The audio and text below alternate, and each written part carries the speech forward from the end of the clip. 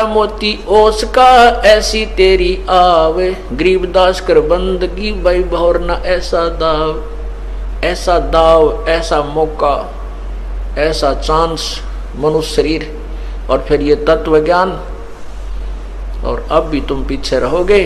कहते फिर परमात्मा ना संभाले तुमने कई हजारों वर्षों तक, हजारों युगों तक नहीं संभालेगा, क्योंकि आप रिजेक्ट कर दिए जाओगे कि इतना कुछ होने के बावजूद भी, और फिर अपनी अज्ञानता और अपने ही ज्ञान के ऊपर आधारित होकर के अपने आप ही चले, संत की एक भी नहीं मानी। क्यों कुछ दिनों के बाद परमात्मा इतना सुख दे देता है, यूं सोचा बस मौज माजरी है और ऐसे ही होना था, नहीं, यही भूल समाप्त कर देना कि प्रभु के चरणों के आने के बाद जो आपने पुण्यदान किया है, ये हो सकता है आपका इस जीवन भी चल सके और एक दो जीवन और भी चल सकता है, इतना पुण्य हो जाता आपका। लेकिन जिस दिन से आप संत से विमुख हो जाते हैं उसी दिन आपका फुल स्टॉप हो जाता है। आप जो परमात्मा की मर्यादा को भंग कर देते हो, अपने मनमुखी शुरू हो जाते हो, उसी दिन से आपकी भक्ति पर फुल स्टॉप लग जाता है आगे की। जब तक आप पुनः उपदेश प्राप्त नहीं कर लेते, उपदेश प्राप्त कर लेने मात्र से भी नाम नहीं जुड़ जाता। परमात्मा कहते हैं इन बातों क्या पाइए कर सतगुर नजर निहाल, राजी कर सतगुर रूठे नू। ठीक है, कोई भक्त है पहले लगा हुआ है, फिर उसने बीच में बकवाद कर दी, दोबारा भी चौथा भी नाम ले जाता है। जब तक इस दास हृदय से उसको उपदेश नहीं देता, तब तक उसका पुनर्नाम सब नहीं जुड़ पाएगा। ये मेरे बस की बात नहीं, ये परमात्मा की ही प्रेरणा अंदर से होती है। नाम अवश्य दे दिया जाता है, क्योंकि हमारा स्वभाव है कि हो सकता है ये बालक फिर सुधर जाए, बच्चा भगवान का। तो इसलिए कहते हैं राजी कर सतगुरु रूठे नु, यानी अपने सतगुरु, मान ले आपसे गलती हो जाती है, सतगुरु क्यों रुष्ट होते हैं?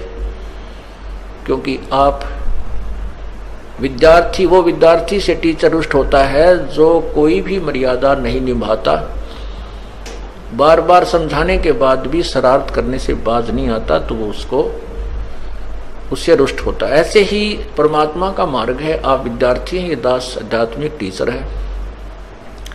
आपके हित के लिए आपको समझाया बुझाया जाता है, गलती करते हो आपको धमकाया भी जाता है, आपके भविष्य को मद्देनजर रखते हुए। निदास का कोई लेन देन नहीं। अब जो बच्चे परमात्मा से विमुख हो गए, नाम ले रखा था, गलतियों पर गलतियां की, हमने उनको धमका दिया, उनका नाम काट दिया गया यहाँ से, इस विद्यालय से, तो वो बाहर चले जाते हैं अपने दूसरे क्षेत्र में या दूसरे संत के पास, या जैसी पूजाएं उसको पहले करते थे वो करने लग जाते हैं। और वो कहते हैं हमारे ताज भी ठाठ हो रहे हैं, हमने तो उनको छोड़ दिया, उस नाम को भी, संस्था को भी छोड़ दिया, और कहते अब हमें कोई हानि नहीं हो रही है। पुण्यात्माओं, आप जब तक आपका नाम जुड़ा है, आप कोई गलती करते हो, परमात्मा आपको झटका देता है एक आधा हल्का सा, ताकि तुम सुधर जाओ, सावधान हो जाओ, आगे गलती ना करो। और जब यहाँ से विमुख हो जाते हो, आपका नाम कट जाता है, आप चाहे सत्संग में भी आते रहोगे, परमात्मा आपको स्वीकार नहीं करता है, तो फिर आपके ऊपर झटके नहीं आएंगे, आपको केवल वो काल पुण्य देगा जो आपका दे रखा है।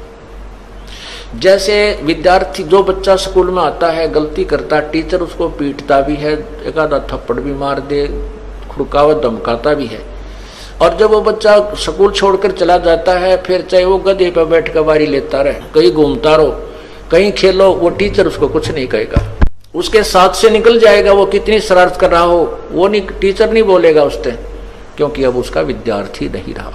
इसी प्रकार जो अनजान व्यक्ति यहाँ से चले गए, उनको पूर्व जन्म की जो यहाँ रहते हुए और इस जन्म में भी जो पुण्य किए, भक्ति की, वो काल उनको अवश्य देगा, और उसके कारण वो ठाठ करते नजर आएंगे, और हो सकता है इस जीवन में कोई हानि भी ना हो, क्योंकि उनको पीटेगा नहीं अध्यापक, क्योंकि वो अब विद्यार्थी नहीं रहे और अपना जीवन बर्बाद कर रहे हैं। फिर मजदूर लगेंगे जो विद्यार्थी विद्यालय छोड़कर चले जाते हैं टीचर के धमकाने खुरकाने से, तो वो सफल नहीं हुआ करते। तो इसी प्रकार हमने उस परमात्मा की भक्ति करनी। सत साहिब